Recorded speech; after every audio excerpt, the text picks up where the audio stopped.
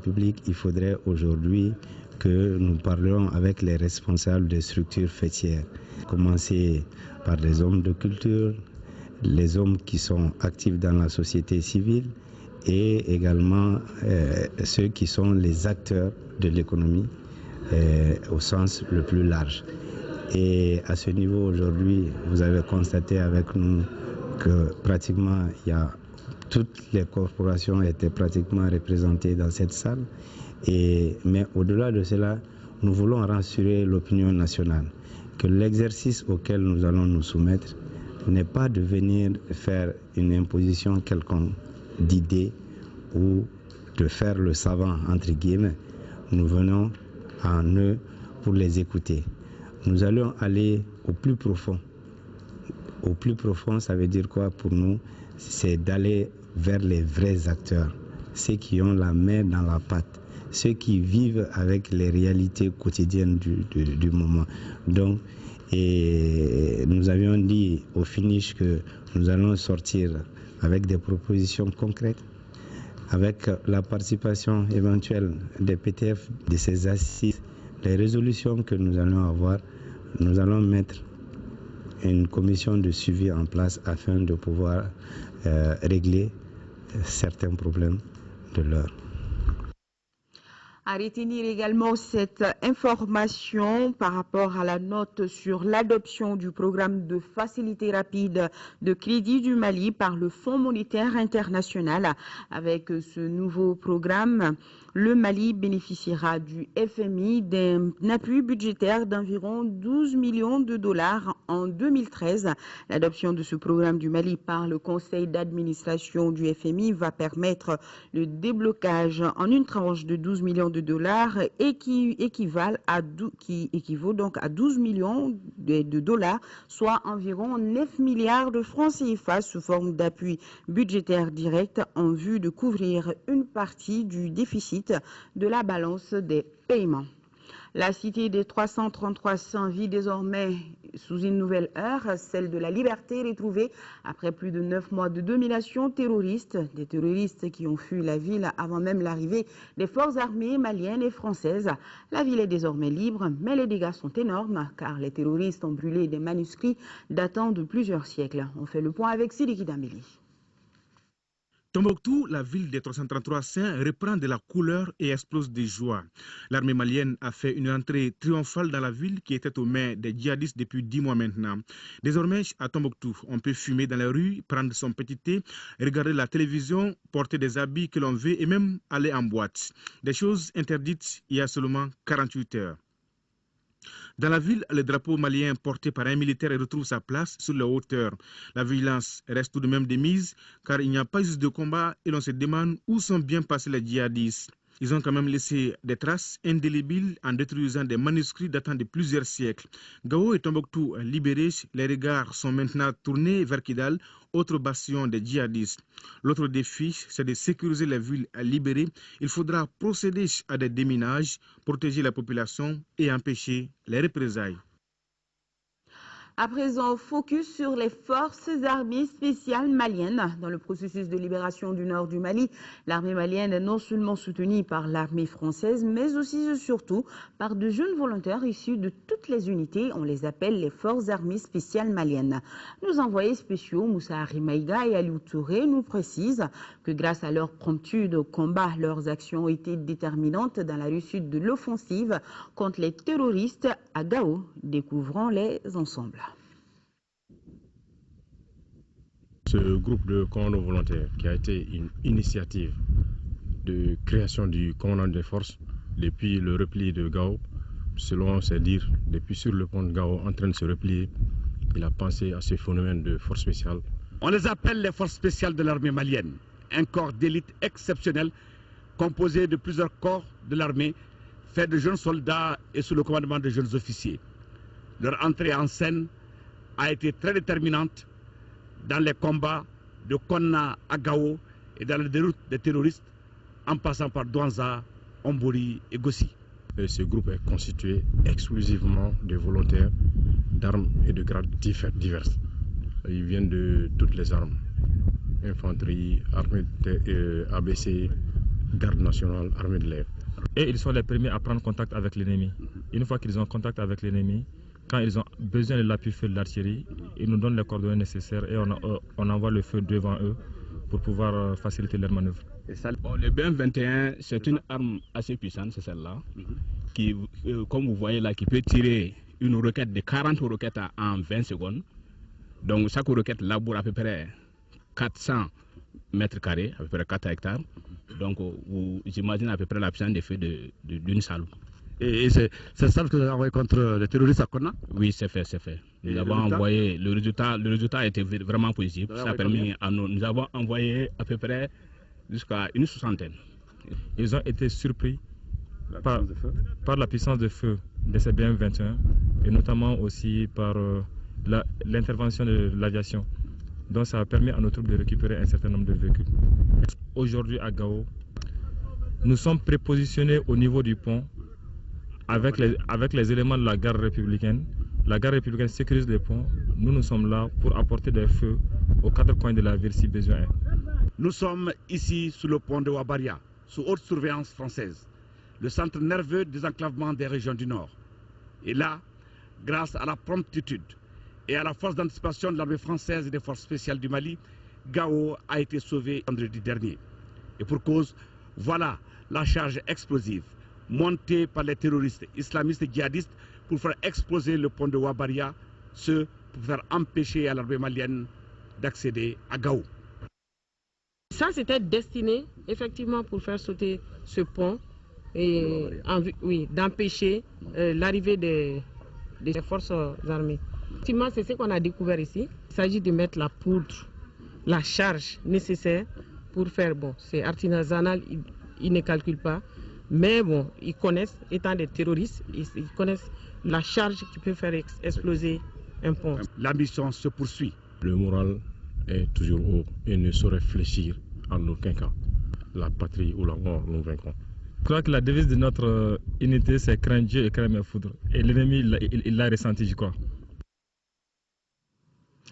Nos envoyés spéciaux nous indiquent également qu'à Gao, plusieurs forces sont venues renforcer l'armée malienne et française. Il s'agit des forces armées nigériennes et tchadiennes, une coalition de forces dont les actions combinées concourent à la sécurisation de la ville de Gao. Nous sommes ici à l'aéroport de Gao, base de vie de l'armée malienne et de ses alliés, en compagnie également des forces françaises.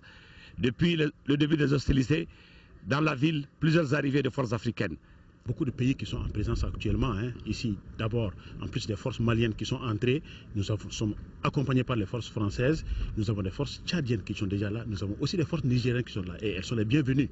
Et leur apport nous est très substantiel aussi et nous aide beaucoup à sécuriser la ville de Gao et les alentours. Au nom des forces armées présentes à Gao, les forces armées du Niger et les forces armées du Tchad. Le sentiment que j'ai, c'est que nous sommes très contents aujourd'hui. Nous remercions le grand Dieu de nous avoir permis d'être là pour soutenir nos frères maliens. Parce que le Mali, le Niger, c'est la même chose. Donc c'est une fierté. Et nous ferons tout notre possible pour participer, aider. Et je dirais même jusqu'à l'impossible. Le Mali est un pays frère et ami. Et nous, ça nous fait plaisir de venir nettoyer les Moudjahou et enlever les terroristes hors du Mali. Parce que les terroristes, ils n'ont pas de frontières, n'ont pas de pays.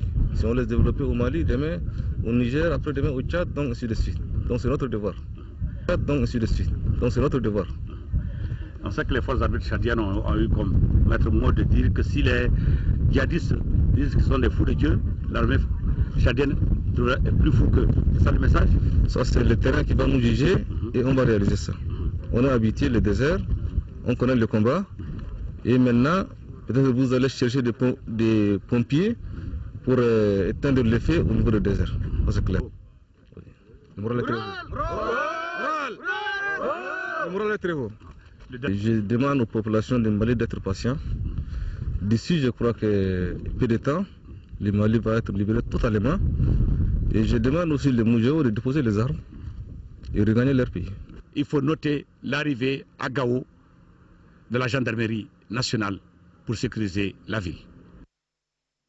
Voilà le compte-rendu de nos envoyés spéciaux Moussa Arimaïga et Aliou Touré. En 4e région, dans le fuseau ouest, c'est-à-dire Ségou, Nara, Tombouctou, rien à signaler. Cette zone tenue par le colonel Cheikh Amala Sidibé est aujourd'hui globalement calme. Le reportage de Beima Koné avec la collaboration de la DIRPA. Après la reprise de Djabali et de Tombouctou par nos troupes et leurs alliés, l'heure est au contrôle des zones. Que signifie le contrôle des zones? C'est permettre aux amis la libre circulation sur cette zone. Donc il n'y ait pas la présence de l'ennemi ni de son matériel qui puisse vraiment nuire à la liberté d'action des forces armées. Nous sommes dans la commune de Monempebougou. Ici, les zones sont bien tenues par les forces armées et de sécurité du Mali. Avec l'arrivée des militaires qui nous a renforcés à continuer nos travaux dans la quiétude. Depuis qu'ils sont là, nous n'avons pas eu peur. On n'a pas eu de menaces. Les militaires sont venus, il y a la bonne collaboration, on est content.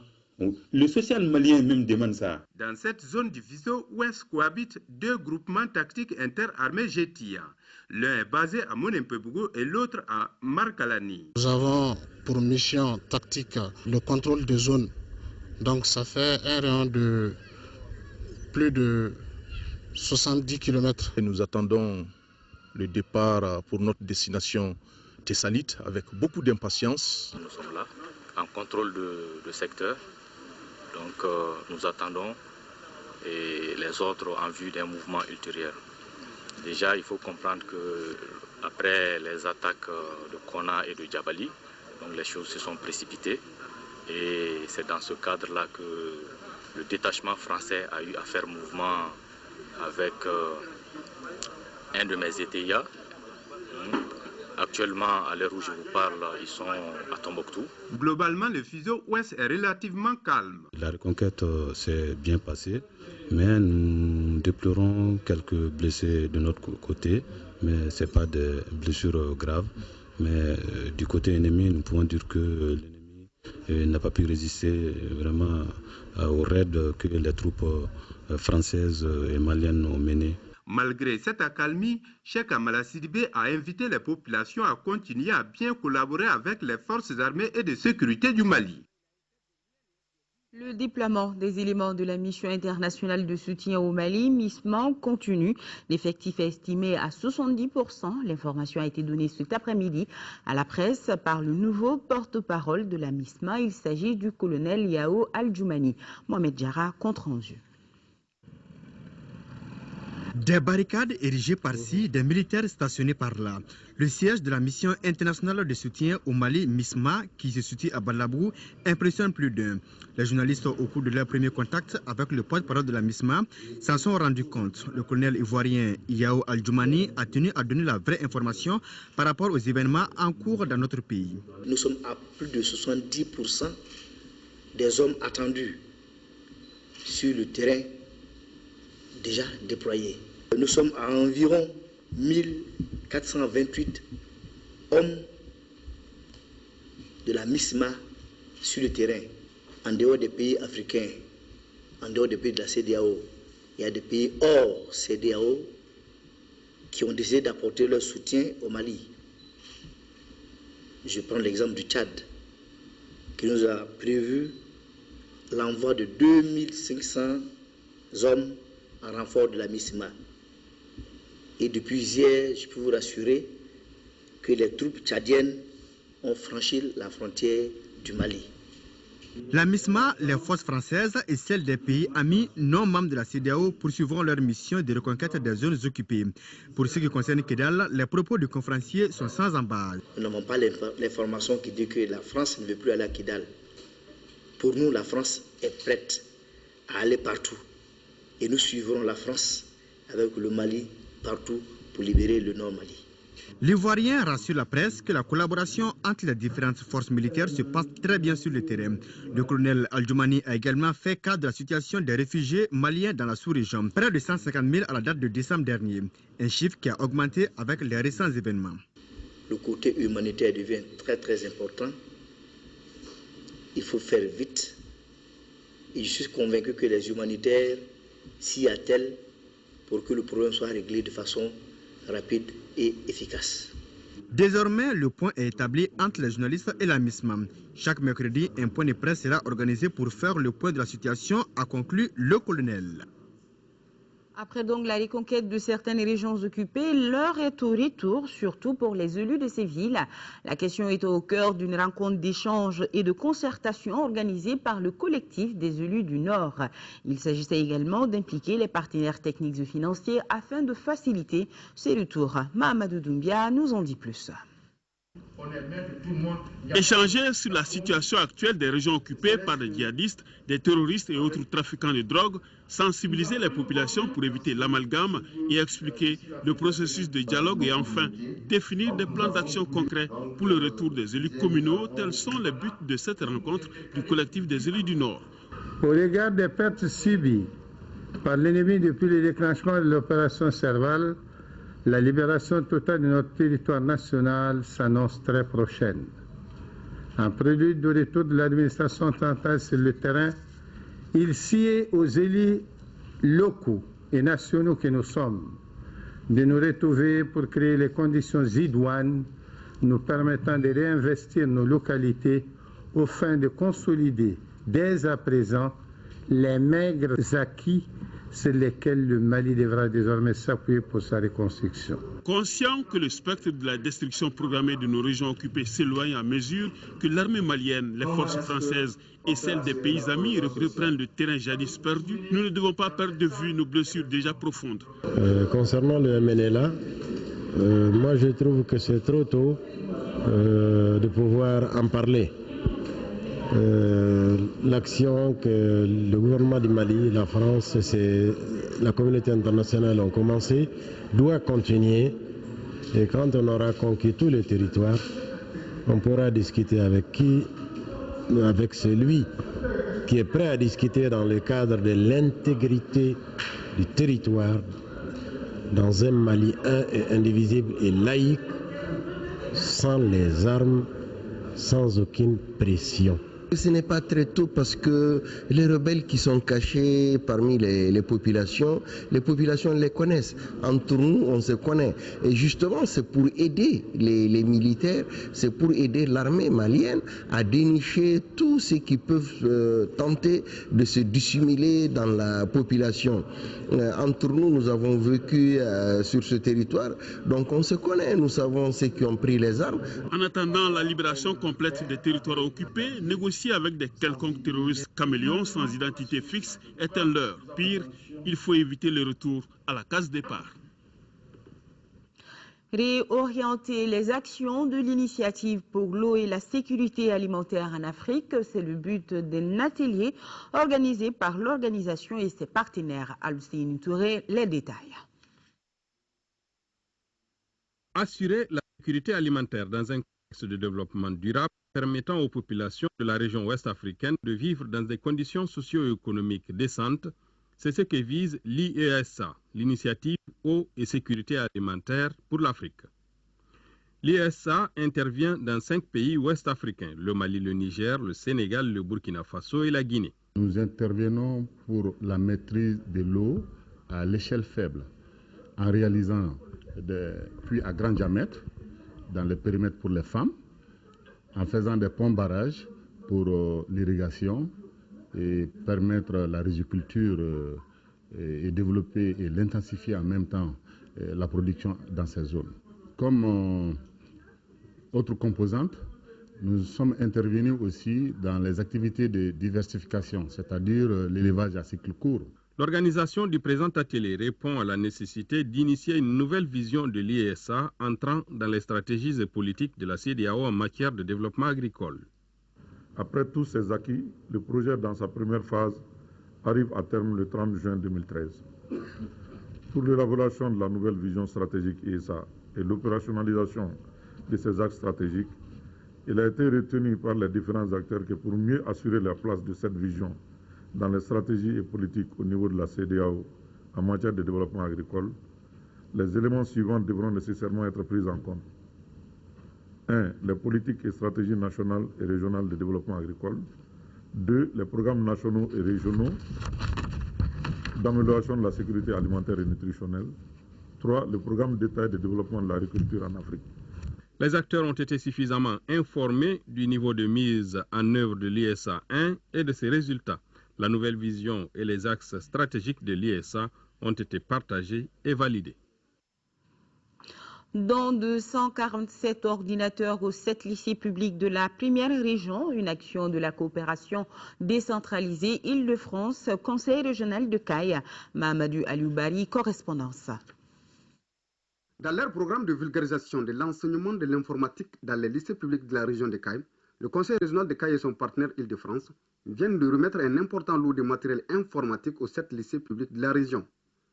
Au nom de ses collègues, le proviseur du lycée de Goukolo Konara et Sidibé s'est dit fier de recevoir ces outils informatiques tout en demandant aux élèves de redoubler d'efforts. C'est une façon de cultiver l'excellence. Parce que l'informatique étant, n'est-ce pas, un organe, comme je le disais tantôt, vital de la communication, tout ce que nous faisons dans les établissements aujourd'hui, c'est la communication. Surtout avec l'APC, où le professeur n'est plus le seul détenteur du savoir. L'enseignement de l'informatique vise à mieux outiller et à mieux armer les élèves pour leur permettre de faire face aux défis du monde moderne. Dans cette même perspective, le Conseil régional de Caille a décidé de construire dans chacun des lycées publics de la région une salle multimédia avec l'accompagnement de la région Île-de-France qui est le partenaire principal. Signalons que chaque lycée a reçu 21 ordinateurs, soit 5 ordinateurs pour l'administration et 16 ordinateurs destinés à la salle informatique pour la formation des élèves. Un mot de sport, Foot CAN 2013, Zambie-Burkina Faso 0-0. Le Burkina Faso qualifié, la Zambie au tapis. Les étalons du Burkina Faso se qualifient pour les quarts de finale de la CAN 2013 suite au match nul acquis face à la Zambie. Un score de parité qui élimine les champions d'Afrique en titre. La Zambie dit donc adieu à la CAN 2013. Et l'autre match qui opposait le Nigeria à l'Éthiopie, les Super Eagles ont battu les Éthiopiens par le score de 2-0. Notre collègue journaliste Amadou Ouattara n'est plus. Il a été arraché brutalement à notre affection hier lundi au point G des suites d'une longue maladie. Il a été inhumé cet après-midi au cimetière de Kalabankoura en présence d'une foule de parents, d'amis et de collaborateurs. Nando Dambili. Né en 1965 à Djoumatene dans le cercle de Kadjolo, Amadou Ouattara avait 48 ans. Il fit respectivement ses études primaires et fondamentales à Djou et à Bla. Titulaire du diplôme d'études fondamentales, il entre à l'Institut national des arts INA de Bamako, d'où il sort avec le diplôme d'animateur socio-culturel. Il prit fonction à Tombouctou. Il revint à Sigasso, à la station régionale au terme de cette localité. Amadou est de nouveau muté à la station régionale de Mopti. De là, il partit pour l'Institut supérieur des sciences de l'information et de la communication de Dakar au Sénégal. Il revint au Bercail avec le diplôme supérieur de l'information et de la communication et prit service à l'Office de radio-diffusion-télévision du Mali. Il s'est éteint lundi 28 janvier 2013. Je retiens de Amadou quelqu'un qui aimait son travail. Il était toujours à la tâche. J'ai travaillé avec lui à la station régionale FM-TV de Mopti. Nous nous sommes retrouvés à Dakar pour la formation. Et à Bamako aussi, on a travaillé ensemble. Vraiment, je retiens de lui un travailleur. Vraiment, il va nous manquer. Il est irréprochable sur le plan social. Un homme très affable. Vraiment, que la terre lui soit légère. Il laisse derrière lui une veuve et 4 orphelins inconsolables. Madame Falimata Oualet Abdoulaye, une consoeur, nous a aussi quitté le 20 février 1965 à Takint Bourem. Elle obtint son diplôme en 1981 à l'école fondamentale de Sanei à Gao. À l'ORTM, elle est affectée à la direction de l'administration et des ressources humaines et occupa le poste de chef de division des ressources humaines. Adja Togura Falimata Oualet Abdoulaye laisse derrière elle 5 enfants inconsolable. Une autre nouvelle triste, le capitaine à la retraite Sékou Diarra est décédé, officier de l'Ordre national du Mali. Sékou Diarra a été conduit à sa dernière demeure à Ségou par les autorités régionales, ses compagnons d'armes et plusieurs personnalités. Qu'en décide là?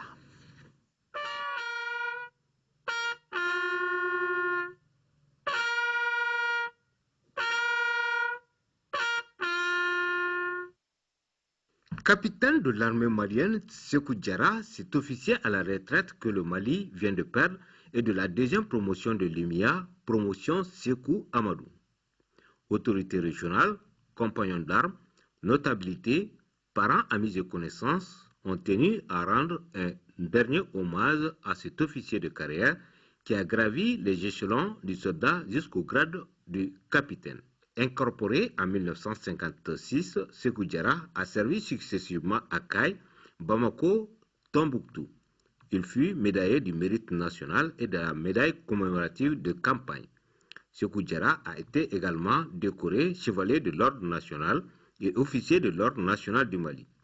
À sa retraite en 1992, il a été le chef de quartier d'Angoulême-Ségou, président de la coordination des chefs de quartier et président de l'association des anciens combattants de Ségou. Sékou Diarra laisse derrière lui 2 veuves et plusieurs enfants. Repos éternel pour ces disparus. Amen. Fin de ce journal. Merci de l'avoir suivi en notre compagnie. Restons de cœur et d'action avec nos compatriotes vivant encore sous occupation. La libération totale du territoire est pour